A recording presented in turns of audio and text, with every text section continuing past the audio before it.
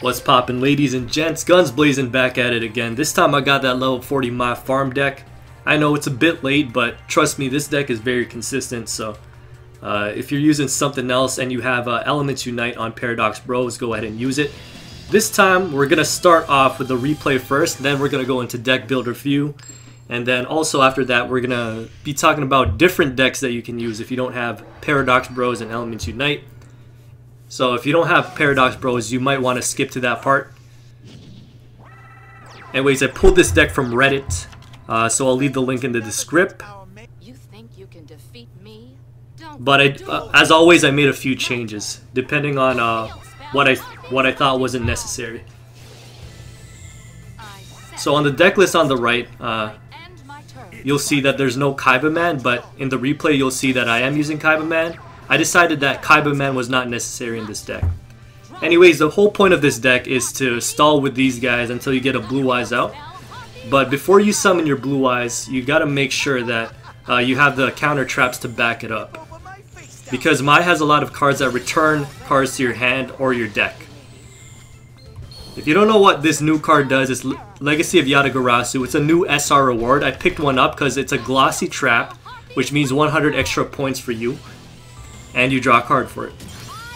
Anyways, as you can see, she's summoning everything through Elegant Egotist, but none of them can really get over Sanga. And there's only one thing that can get over these things, and that is when he equips his Pike. Also, that Birdman sometimes gets over one of the monsters, but it's very unlikely. Anyways, I get Rebound, and what this does is it prevents her from returning cards to your hand through Quill Pen and that one Harpist, I think. And also, if she destroys it while it's face down, you get to draw a card. So Rebound is a normal card from the new pack. Anyways, I have Blue Eyes in my hand, but as you can see, I'm not summoning him yet because I don't have enough counter traps set yet. I have Champion's Vigilance now, which means I'm probably good to go, but you have to wait a turn for it to arm. So don't summon Blue Eyes right away. After you set Vigilance, wait a turn so that you can use it as soon as Blue Eyes hits the field. So just be patient. There's no rush in getting your Blue Eyes out. I set another Champion's Vigilance just to be extra safe. Fortunately, her Monster Gate doesn't mill out too many cards because there's some situations where it mills out so many spells and traps that she just decks out before you. At this point, I get my OG Blue Eyes out. She tries to hit me with a Mr. Miyabi, but that's what I got Vigilance for. Perfect answer.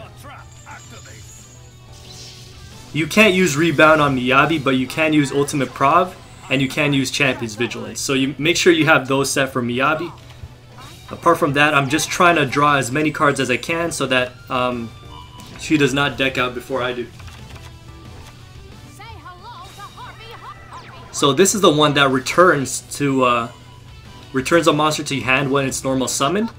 So if I use Rebound on it, it's gonna get negated. It's not gonna destroy the monster, but that's okay.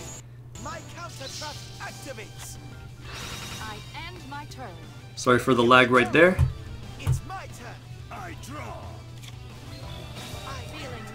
I set that Ultimate Prov. Can't really use it yet, but now I can because I got a trap in hand.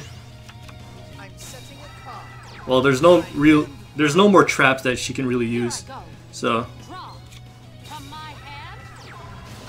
no real point in that.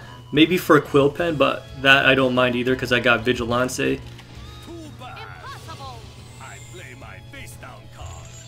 I should have set the Vigilance over the Providence here now that I think about it. Anyways, I'm just popping that jar. As you can see, Kaiba Man is in this build, but it's never really used. That's why I replaced it with more counter traps and another Jar of Greed. There used to be 2 Kaiba Mans in this deck. Anyways, I just keep setting. Never set 3 counter trap cards because you want room for your jar and your shards. Anyways, I'm just dropping cards into the grave now. And next turn is the turn when we go in. So final turn is the usual Gravekeeper's Vassal, Secret Pass, Double Union will get it over 10,000 because you have a Sanga on the field. all the way from the start, and you got your Blue Eyes White. That's pretty much all there is to it. The Unions pop, attack direct. She has Mirror Wall, but that's okay. I negate it with Champion's Vigilance, and even if you don't have a card to negate Mirror Wall at the end, it's okay. You will still get 8,000 points with this deck, most likely. I got 9,600 points from this farm, so if you subtract 1,200 from your 10,000 point farm, that's what your 5,000 point farm will be. So still 8,000. I actually picked up some pretty good rewards from this farm. Anyways, let's explain that deck and let's explain the replacements, shall we? Okay, so first of all, you might not have 3 Champions Vigilance. That's okay.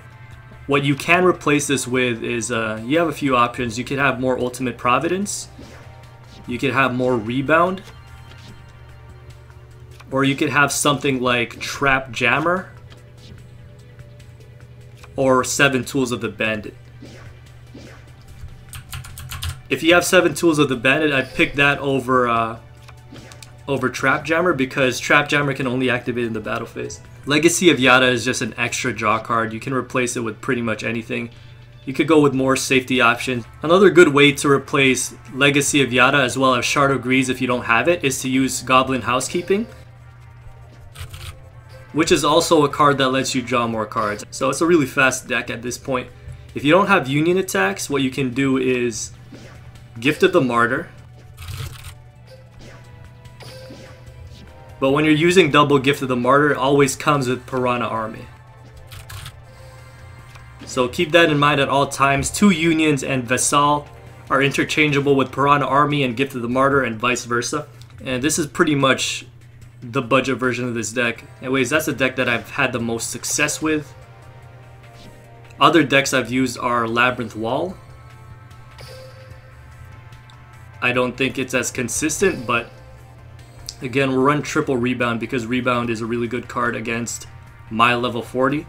This one's just basically about protecting your Labyrinth Wall that you spawned. This is a deck from one of the members in my Discord named Mithril Jojo.